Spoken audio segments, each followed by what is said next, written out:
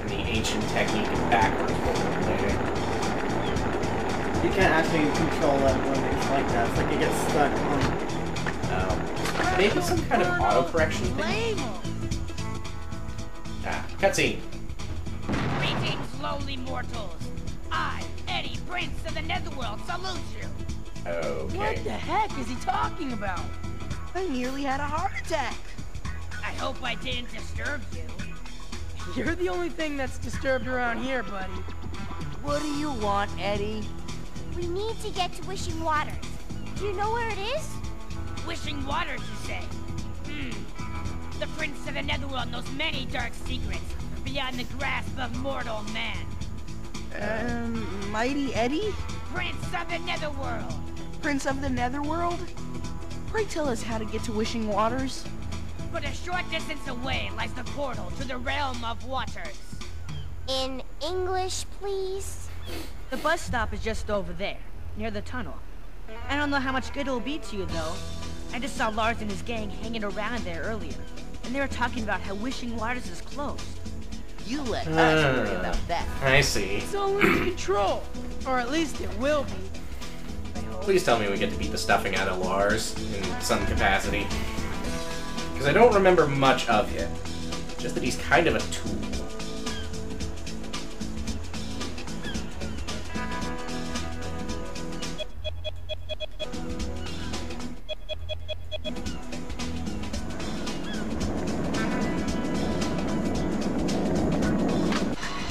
Who's the man? Woo!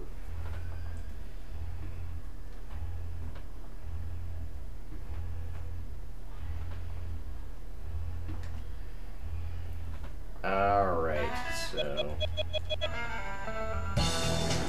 let's get on that coin hunting, I guess.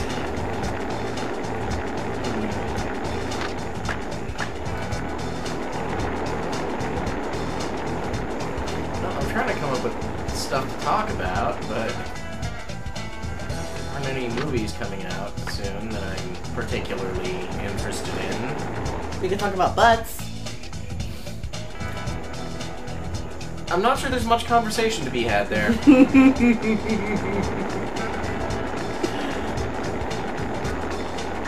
I mean, they're certainly a thing. What are we talking about? Penises. I feel like that might put off some of our viewers.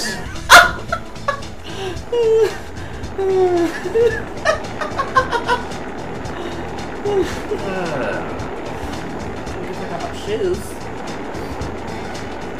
Well, I mean, I did just get a new pair of work shoes. So stylish.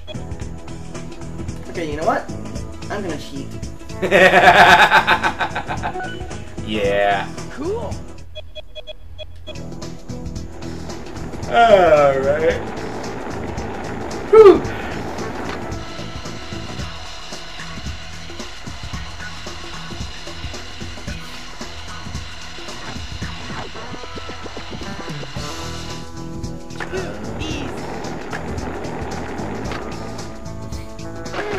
Thank you. There's always fun to be had in discussing board games. Because I can't think of very many games that make me bored. I can think of a few. Board games that you play or games that make you bored? Both.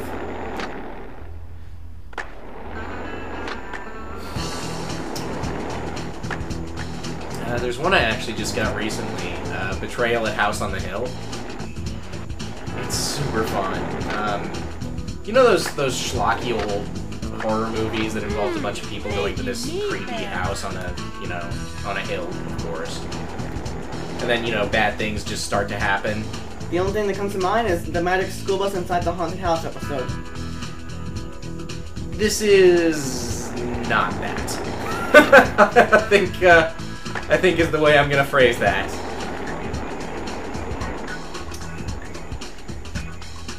It's basically a board game where you get to play those crappy old horror movies. Two arms, Are you head. pressing the jump button there, or are you just going? I'm pressing the jump button. Maybe you're not supposed to. You seem like you're getting too much height. Yeah, that seems to be about the right height. Just gonna get it on target. Stay on target. Stay on target. Stay on target. Oh! Shot down by Darth Vader. Let's try that again.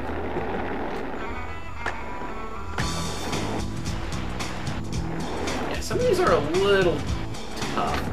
Oh. You sure we can't just jump up there on foot?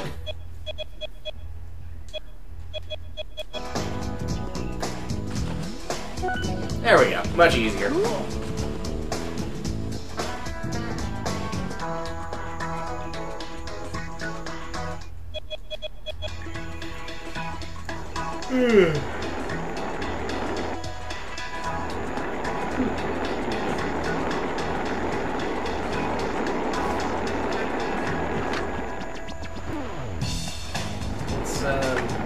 It's a fun little board game. You need minimum of 3 people, but I found it always works better with 4 or 5. And the basic idea is you keep playing until until the bad thing for the game happens, and that could be a lot of things. Getting pants and being seen naked. Cool. Think, holy shit, there's a dragon, or oh, this place is full of zombies. Or, oh no, everyone has an evil doppelganger that's trying to kill them. Yeah, that was the latest new episode of the Lemons. It's called Doppelgamers. Oh dear. Haven't seen it yet. I've got a backlog of DVR recordings of new episodes that I gotta get through. You have fun with that. My middle name. Blame college.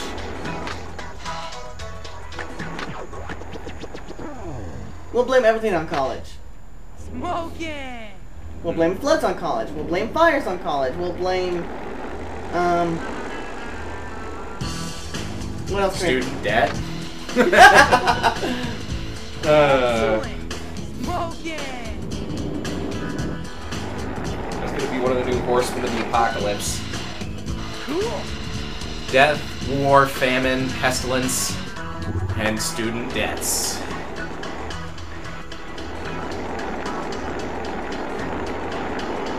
Well, here's a legitimate, interesting question.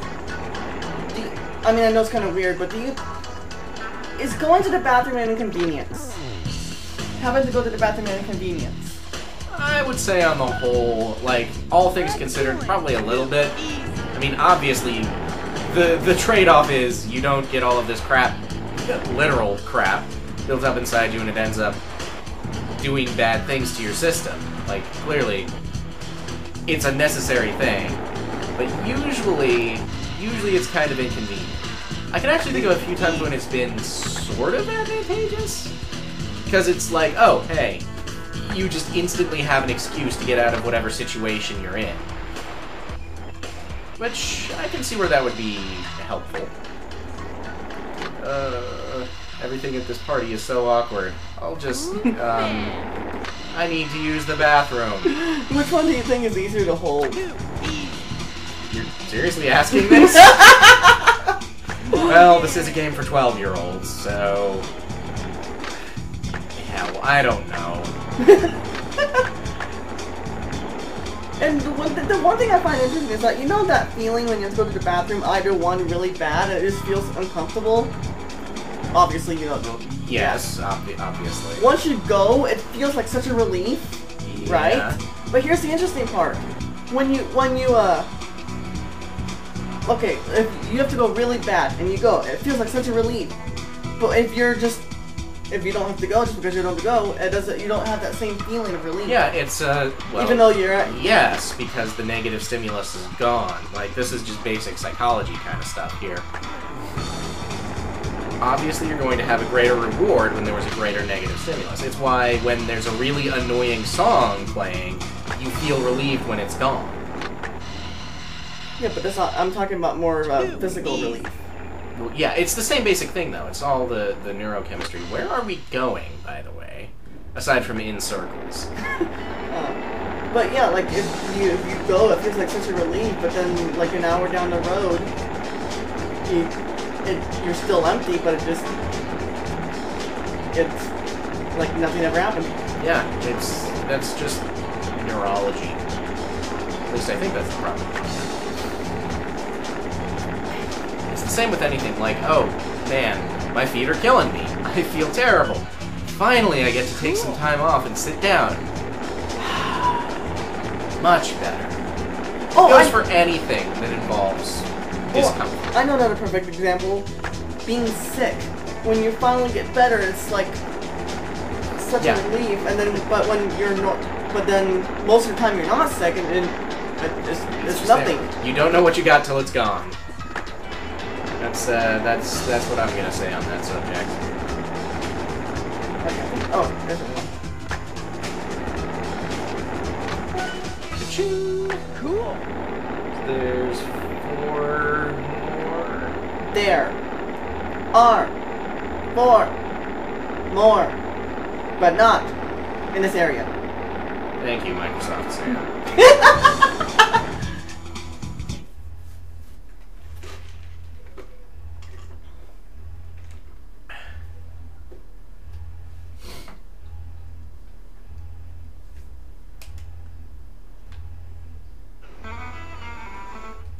But yeah, I mean, like,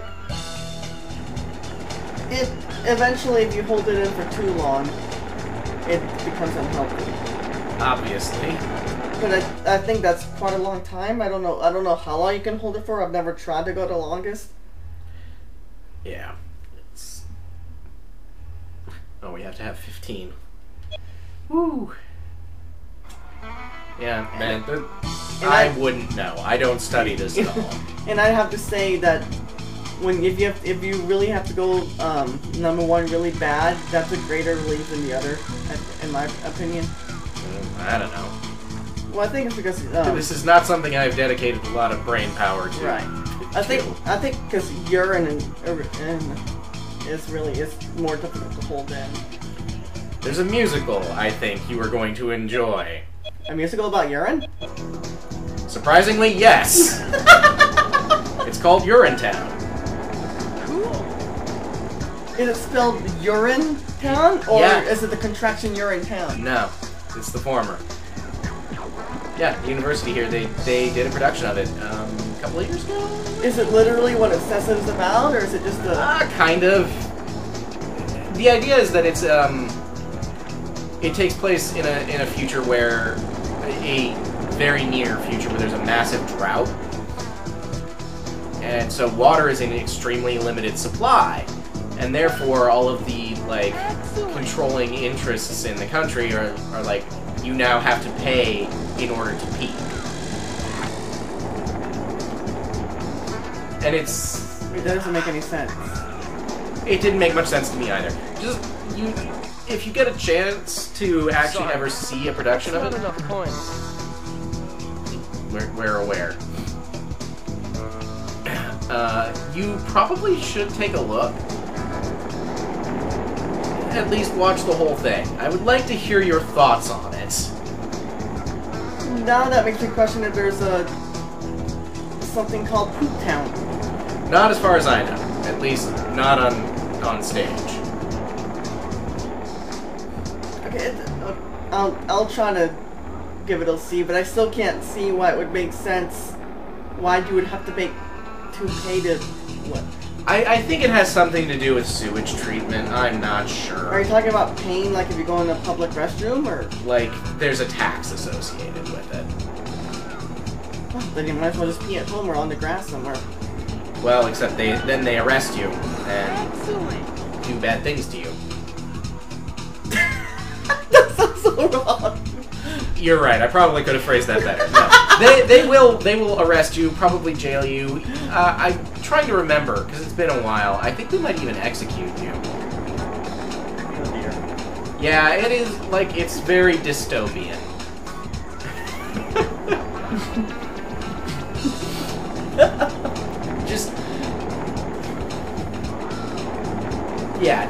Just try and find there might be something on YouTube that's a full production of it or something. Knowing people, there's probably also something about semen. Different show, I'm fairly certain. Really, there people don't do anything, make any stories these days. Well, yeah. Whatever sells, right? It's the rule of first adopters, also known as Cox Populi. Any new technology, any new form of entertainment or technology, the first immediate use is going to be for something pornographic. Are you serious? I don't think it's like a proven law. It's just one of those. It's one of those common sense things. You know, sort of like Surgeon's Law. 90% of everything is crap. What kind of? Can you give me an example of a product or something? That would be the internet. Oh, so when the internet first started, it was about. Well, like. Right, I keep forgetting. You don't know that song. There's a song from another musical called Avenue Q, and it's called "The Internet Is for Porn." I think I've heard the song a long time ago. I think. Yeah. Okay. Like most people, okay. There's one of two things somebody is going to try and figure out when they're confronted with a new technology. How can I use this for money? How can I use this for sex? This is just a general rule. Obviously, there's going to be exceptions. Are they asking those those stupid questions because they go together, or are they just doing it independently of each other? Not necessarily because they go hand in hand, although obviously they can, or or something else in hand. But anyway, insert favorite mental image there. But yeah, there's people are going to find all kinds of uses for things. Man, they were just dead set on promoting tack in this, weren't they? Advertisements all over the place. And I think the more taboo something is, the more it sells, right? Yeah, generally speaking, that is, I think an accurate assessment. I think that's the reason why, without going too much into it, a lot of pornographic content is between two men. They'll be, there we go. They'll do, gay for pay, basically. Even though they're not actually gay.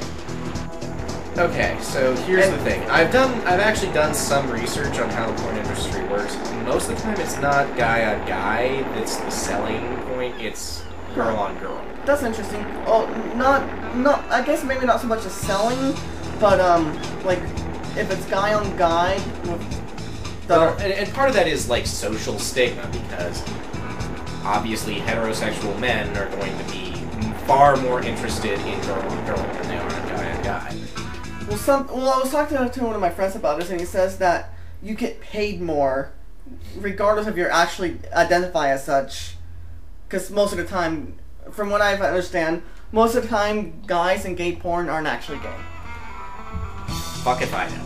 But anyway, they said that to do gay porn, they get paid more than people who do straight porn. Because it's more...